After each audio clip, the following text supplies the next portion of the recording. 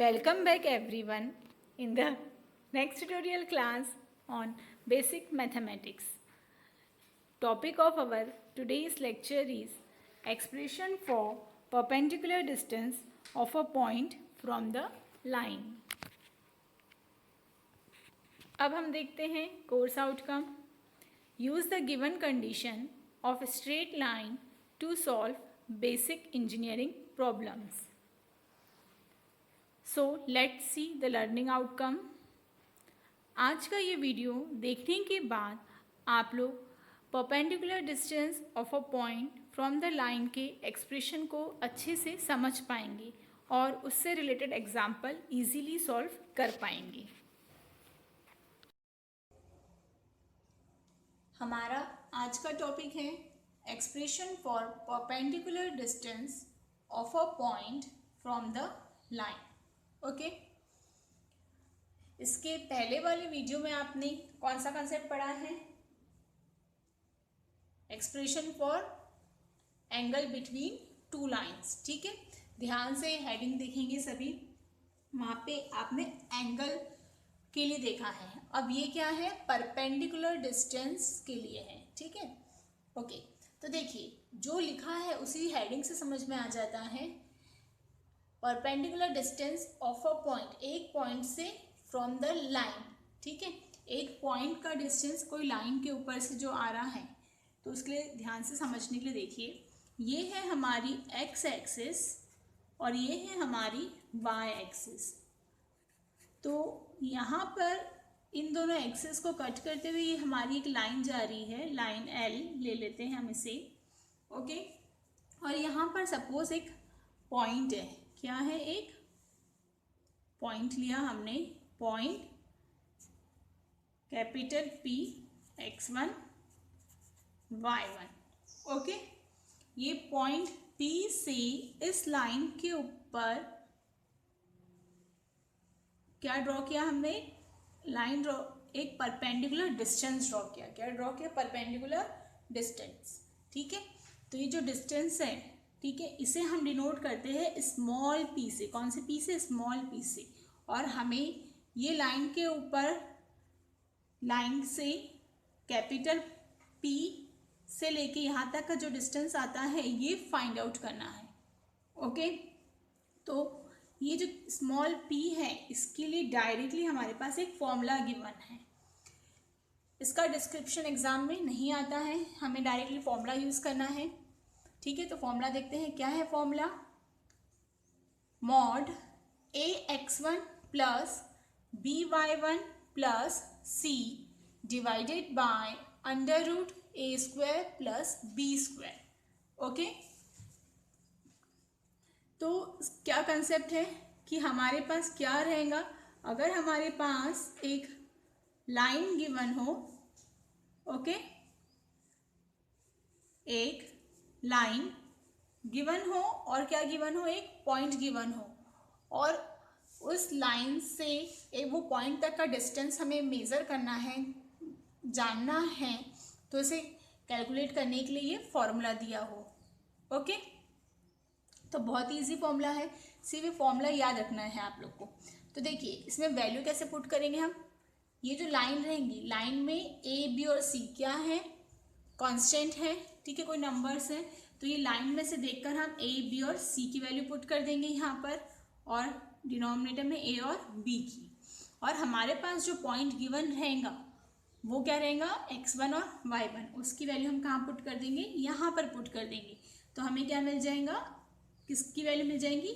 Small p की, perpendicular distance की. किसकी वैल्यू मिल जाएंगी? स्मॉल p की, जिसे हम क्या कहते हैं? Perpendicular distance. If P is the length of the perpendicular from the point, वही यहाँ पे लिखा हुआ है P x1 y1 to the line ax plus by plus c equal to 0. Okay, तो परपेंडिकुलर डिस्टेंस फाइंड करने के लिए क्या क्या पता होना चाहिए? लाइन पता होना चाहिए और पॉइंट पता होना चाहिए. अब इसी के ऊपर बेस्ड हम एग्जाम्पल सॉल्व करते हैं.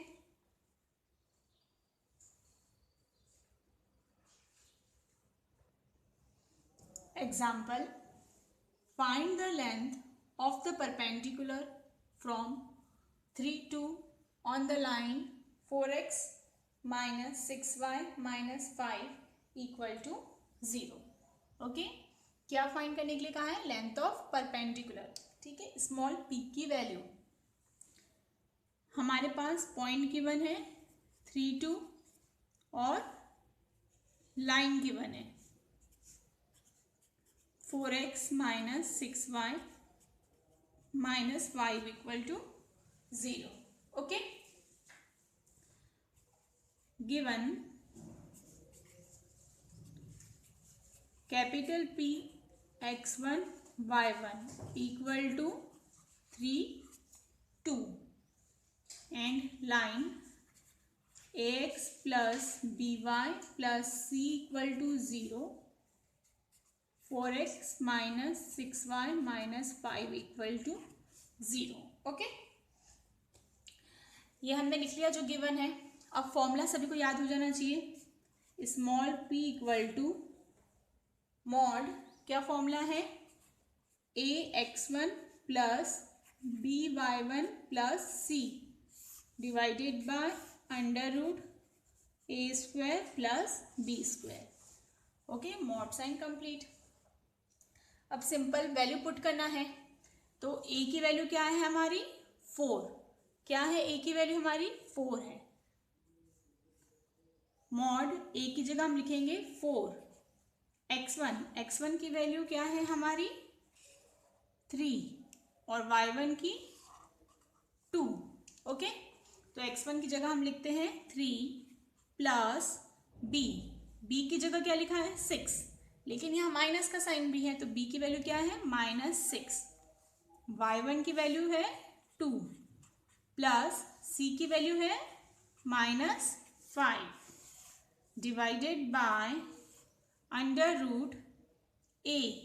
फिर से a की वैल्यू पुट करना है. a की वैल्यू है 4 स्क्वायर, यहाँ पर स्क्वायर है तो स्क्वायर लिखा हमने, प्लस b की वैल्यू -6 है तो पहले -6 लिखेंगे और फिर स्क्वायर देंगे. ठीक है, मॉड का साइन कंप्लीट. अब क्या करना है? पूरा जो सिंपल कैलकुलेशन है सिर्फ कैलकुलेटर से ही करना है. ओके, तो क्या करना पड़ता है? एक न्यूमरेटर और डिनोमिनेटर का टर्म है तो सब में पहले ये वाली बटन प्रेस करना पड़ता है.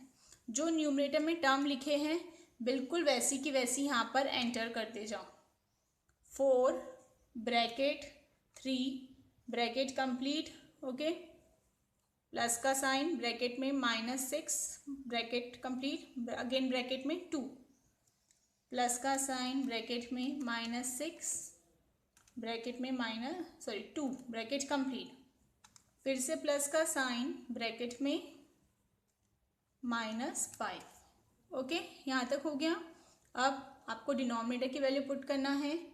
ये बटन में रिप्ले में नीचे की तरफ दबाएंगे, बट यहाँ पर क्या चाहिए? अंडर रूट का साइन, तो पहले अंडर रूट की बटन प्रेस करूँगी. क्या नंबर चाहिए? 4. उसका क्या चाहिए? स्क्वायर. तो ये देखिए स्क्वायर के लिए है, स्क्वायर दबा दिया.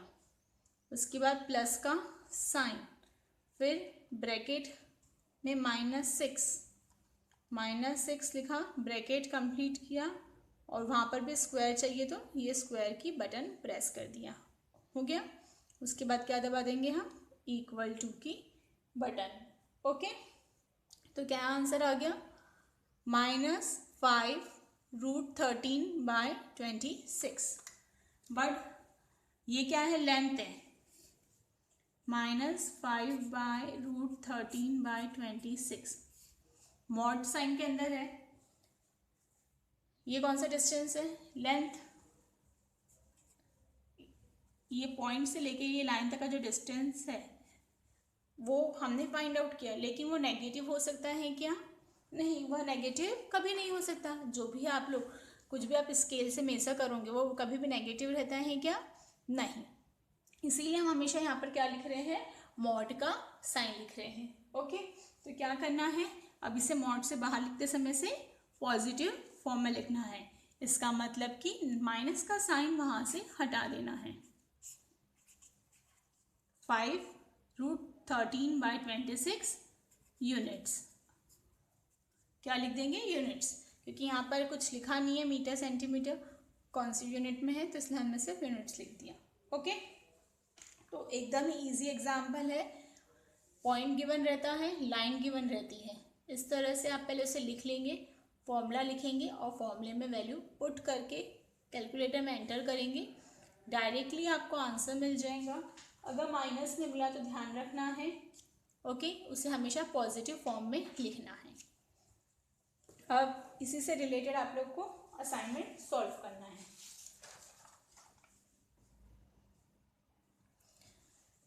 यहाँ पर क्या है, पॉइंट गिवन है और लेंथ गिवन है, लाइन गिवन है।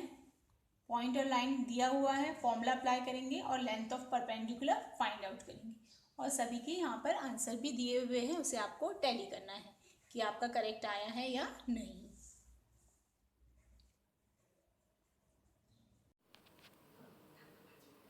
Our upcoming topic is distance between two parallel lines. Thank you.